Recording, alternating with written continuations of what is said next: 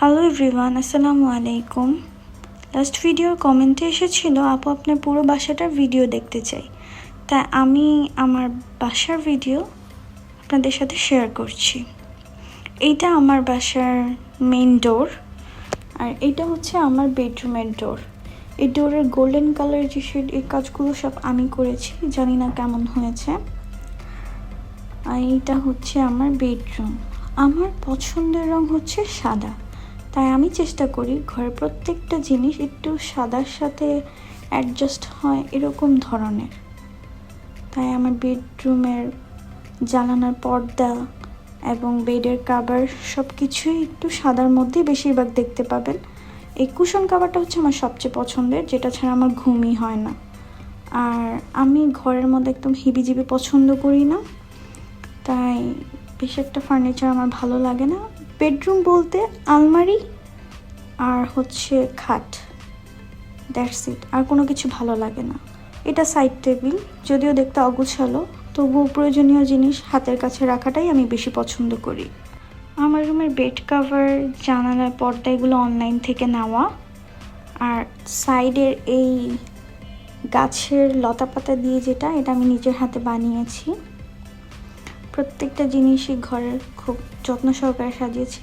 আর এই শোকেসটা আমার রুমে, কি বলবো, এটা আমি চেঞ্জ করে ফেলবো, অন্য রুমে শিফট করে ফেলবো, আমার এত হিজিবি ভালো লাগে না। আর এইটা আমার সবচেয়ে পছন্দের কর্নার, আমার কোরআন শরীফ এবং আমার জায়নামাজ। এই হচ্ছে আমার পুরো বেডরুম। এখন চলে যাব আমরা বারান্দাতে। আমার রুমের সাথে বারান্দাটা বেশ বড়ও না এবং বেশ ছোটও না, বাট আমি বেশি একটা যাই না, কারণ আমার রুমের পাশে বিল্ডিংয়ের কাজ চলতেছে, তো অনেক ধুলাবালি, পলিউশন, আমার অ্যালার্জি প্রবলেম, তো আমি সেখানে বেশি একটা যাই না। কিন্তু প্রাকৃতিক সৌন্দর্যের জন্য বারান্দায় দিনে একবার হলেও যাই, কারণ দেখতে খুব ভালো লাগে। এই যে পলিউশন, ধুলাবালি দেখাই যাচ্ছে, যতই ক্লিন করি না কেন এইখান থেকে উড়ে উড়ে বাতাসে সব নিচে চলে আসে, তাই আমি এই পাশের জানলাটাও খুলি না। তো এই হচ্ছে আমার বারান্দা। এখন চলে যাব অন্য পাশে। এই যে হচ্ছে আমার বেডরুমের, জানি না কেমন হয়েছে সাজানো, তবে চেষ্টা করেছি নিজের মন মতো করে সুন্দর করে সাজাতে।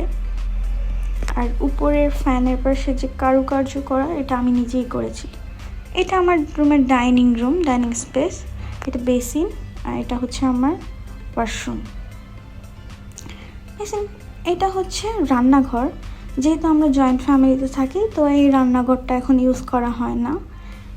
এই রুমটা হচ্ছে আমাদের বিল্ডিংয়ে সবচেয়ে সুন্দর রুম। আর কেন সুন্দর রুম বলতেছি তা একটু পরেই জানতে পারবেন। এই রুমটা সুন্দর হওয়ার কারণ হচ্ছে এই রুমটা এমন একটা সাইডে যা দেখলে পুরো মনোমুগ্ধকর একটা পরিবেশ, মনটাই ভালো হয়ে যাবে। প্রাকৃতিক পরিবেশে ঘেরা, মানে এই রুমটাতে আসলে ফিল হয় আমি যেন এক প্রকৃতির মাঝে নিজেকে হারিয়ে ফেলছি। এতটাই সুন্দর এই রুমের দুইটা সাইড, দুইটা জানলার পাশেই হচ্ছে প্রাকৃতিক জিনিস। এই যে আরেকটা জানলা আমি খুলতেছি, এইটা হচ্ছে আমাদের বাসার আমড়া গাছ। এই গাছে এত পরিমাণ আমড়া হয় যে খেয়ে মানে শেষ করতে পারি না আমরা। তো এই হচ্ছে আমাদের বাড়ির এবং ঘরের আশেপাশের জায়গা, রাস্তাঘাট, এবং এই ঘরটাই হচ্ছে আমাদের বিল্ডিংয়ের সবচেয়ে সুন্দর একটা কোণারের মধ্যে আছে। তো এই তো আমার ছোট্ট ঘর, জানি না কেমন লাগবে আপনাদের কাছে, তবে আমার কাছে আমার এই ছোট্ট ঘরটাই খুব সুন্দর।